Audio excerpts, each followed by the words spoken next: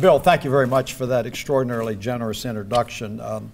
I understand that I am in a list of speakers that you've had, you've had the Attorney General, the Lieutenant Governor, and the Speaker of the House, and I just wanted to make an announcement, and I hope the press is here. I have also decided I'm going to run for governor as well. We really need to make this an interesting situation. On that, I was really very interested. Lieutenant Governor Bolin has done an extraordinary job as a job czar of Virginia in promoting business, but I was taken back by two things. First of all, he welcomed you all to the Holy City. I would like to welcome you to Richmond because being from Williamsburg, we just consider the city of Richmond as a very modest suburb of the city of Richmond. On that, and secondly, he was bemoaning the fact that he is paid $30-some thousand. Well, that's twice what I make, so be that as it may, I would like to thank you all very much, not just for coming here on Chamber Day, but for the consistent, proactive initiatives that you undertake in promoting Virginia's businesses and our economy. I was very pleased when Barry Duvall invited me to join you for a few minutes. Barry and I go back many, many years, and prior to him taking this position, he headed up the Kaufman & Knowles law firm consulting firm, where sometimes I go to work.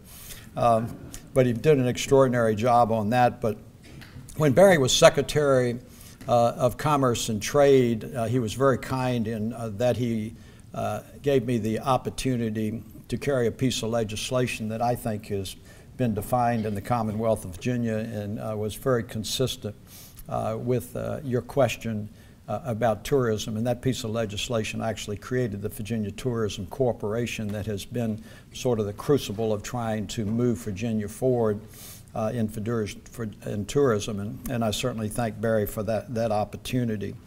I have the privilege representing most of the historic Triangle. Consequently, visitor attendance is exceedingly important to us, and I have been an unabashed and tireless advocate of tourism in the Commonwealth of Virginia. The Lieutenant Governor shared with you that we're pressing up on about a $20 billion industry with the number of employees. Generally, even in a down economy, we're about $16 to $18 billion consistently being generated by tourism.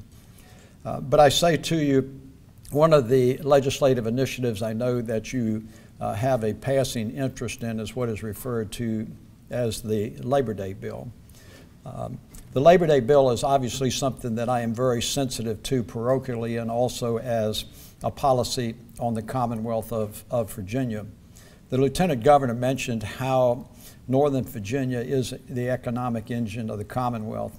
I prefer to think that it is one of the economic engines in the Commonwealth of Virginia that is pretty significant. I think one of the reasons we call ourselves a Commonwealth is we actually aggregate together what we do in moving forward on the common good of Virginia. And I happen to think, with all due respect, and I mean this sincerely to my friends from Northern Virginia, that Hampton Roads has a fairly viable economy itself, and with the very generous introduction from Bill, I am reminded that they are the largest, private employer in the Commonwealth of Virginia. So there is some balance there. The Labor Day bill, I am very bullish on. When His Excellency the Governor indicated that he was sort of taking a different position than when he was a delegate from Virginia Beach, I did not embrace that with enormous affection in spite of my affection for him. And I very candidly suggested to the governor that we were probably going to do what Yogi Berra referred to as, that is, we've come to a fork in the road and we're going to take it. And I indicated to him that he needed to understand before the session even convened that while I was going to be supportive of most of his initiatives, I was going to do everything humanly possible to kill that piece of legislation. I'm going to continue to do that. So that's where we're going in that direction. So I know that's one concern that you have. You also have the PLA, which is a little sensitive in Northern Virginia.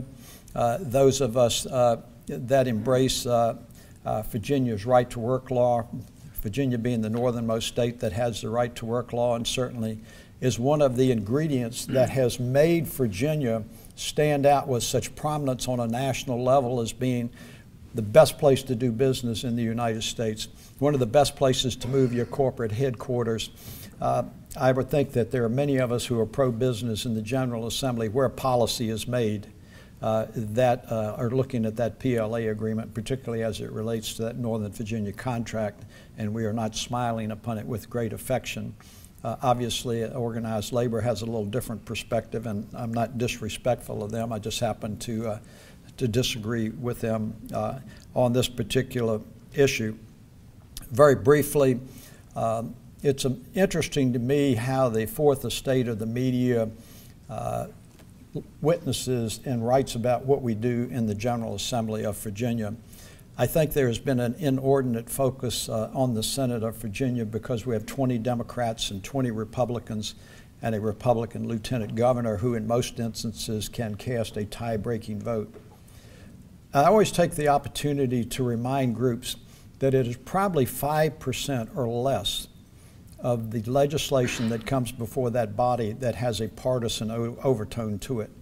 95+% of the legislation that we deal with is decided either on an issue from a parochial standpoint or on an ideological standpoint, and that it does not boil down into a partisan type of issue. And many times when we have partisan issues, it is amazing the consensus that we can develop. Doesn't happen all the time, but sometimes it does happen. And one of the things that I have worked very tirelessly in the 20 years that I've been in the Senate, and some think that's 19 too long, but I hate to disappoint them, is to try to develop that consensus. So while there may be some focus in the media, particularly yesterday, about gridlock and how things were shut down for a couple of hours, believe me that the focus of the Senate of Virginia is to get the business of the Commonwealth done, that the citizens did not elect us to come up here and get gridlocked over nuances and petty partisan issues. There was a fair amount of rhetoric that was exchanged yesterday, and I take full accountability because I did my share of it. But that's part of my job, to represent the caucus that has elected me as their leader. They expect me to advocate our position. There is not going to be deadlock. We're going to proceed as we have since the Senate of Virginia was created back in the 1970s, and we're going to do the business of the Commonwealth. And I can tell you on a bipartisan effort that there is going to be an aggressive and a persistent effort to continue to promote Virginia's economy, to continue to put us in the national prominence of being a business-friendly state, because we need to continue to attract everybody from my good friends at the shipyard to my good friends from Cox, and all the diversity of businesses in between. So I would encourage you to be fierce in your advocacy of issues. And let me tell you a little story. And I didn't grow up in Southwest Virginia on a creek. I grew up in Williamsburg, but there was one point in my career where I used to actually be a real lawyer. Now they just say I'm a pretend one.